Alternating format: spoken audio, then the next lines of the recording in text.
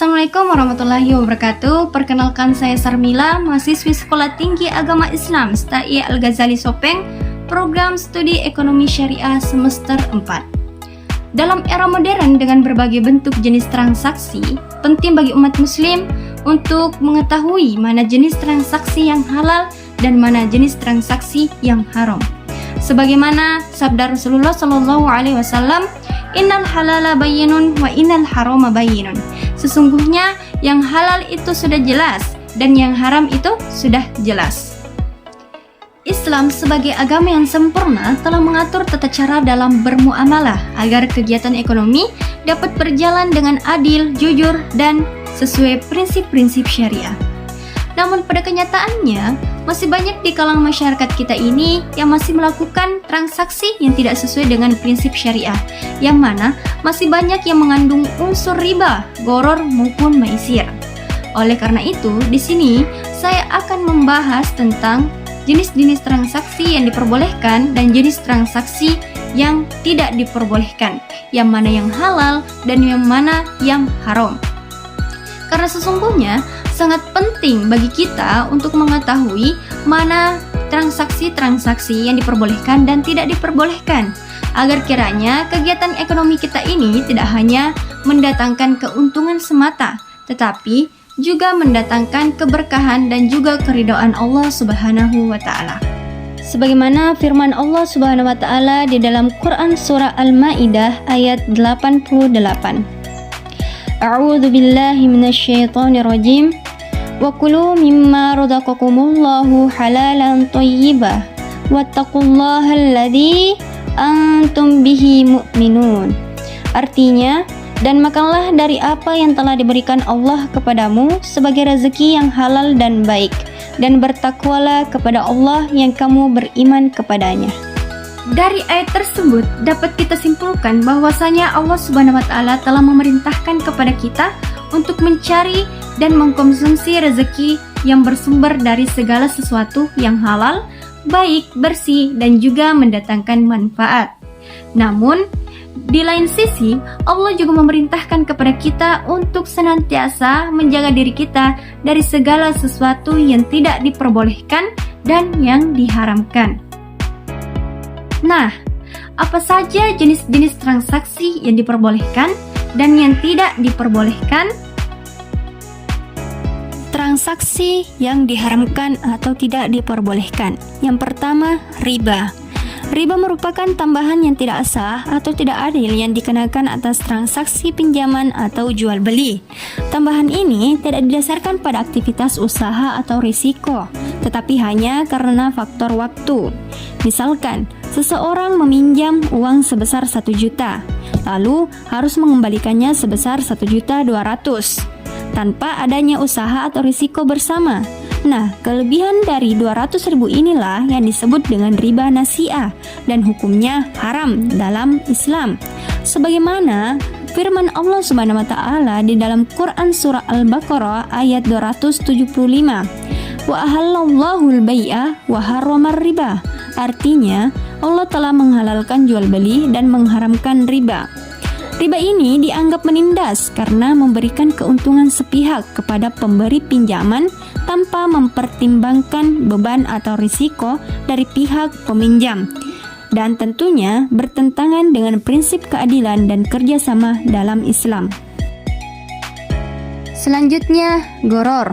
Gharar merupakan segala bentuk ketidakpastian atau ketidakjelasan dalam transaksi, baik dari segi objek, harga, waktu, maupun syarat.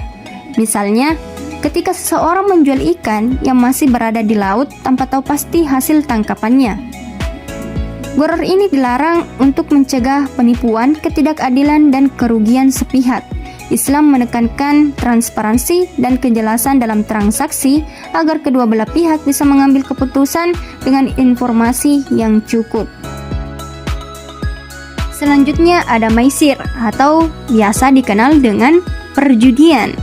Maisir ini merupakan segala bentuk transaksi spekulatif atau untung-untungan yang bisa menyebabkan kerugian salah satu pihak dan keuntungan yang tidak adil bagi pihak lainnya. Contohnya, investasi bodong atau skema cepat kaya yang menjanjikan imbal hasil tinggi tanpa kejelasan sumber usaha. Pihak investor bisa kehilangan seluruh modalnya jika sistem tersebut gagal.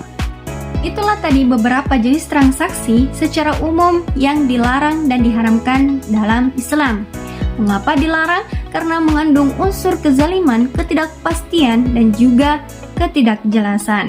Nah, selanjutnya, jenis-jenis transaksi yang halal dan diperbolehkan. Yang pertama, jual beli atau bai. Jual beli merupakan transaksi pertukaran barang dengan harga tertentu yang dilakukan atas dasar kejelasan dan kerelaan dari kedua belah pihak. Sebagaimana sabda Rasulullah SAW bahwasanya jual beli itu harus dilakukan atas dasar kerelaan.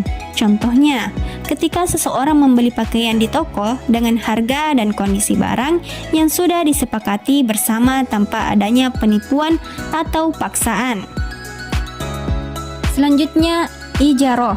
Ijaroh merupakan sewa-menyewa suatu barang atau jasa dalam waktu tertentu dengan imbalan yang disepakati. Contohnya, ketika seseorang menyewa gedung untuk acara pernikahan selama 1 hari dengan harga sebesar Rp3.000.000. Nah, di sini objek sewanya itu harus jelas, waktu dan biayanya harus disepakati, dan tidak boleh ada unsur gharar atau ketidakjelasan. Selanjutnya, salam. Salam merupakan jual beli dengan sistem pesan barang di mana pembayaran dilakukan di muka, sedangkan barang diserahkan di kemudian hari. Contohnya, itu ketika seorang pembeli membayar di awal untuk membeli hasil panen petani sebelum musim panen tiba dengan harga dan waktu penyerahan yang telah disepakati. Yang mana ketentuan utamanya ini, barang harus dijelaskan dengan rinci, jenis, jumlah, maupun kualitasnya. Waktu dan tempat penyerahannya harus pasti dan cocok untuk sektor pertanian dan produksi. Itulah sekiranya beberapa jenis-jenis transaksi secara umum, baik itu transaksi halal maupun transaksi yang haram. Dan perlu diketahui bahwasanya konsep halal dan haram itu bukan sekadar aturan agama, melainkan juga panduan untuk membangun ekonomi yang adil, jujur, dan berkelanjutan.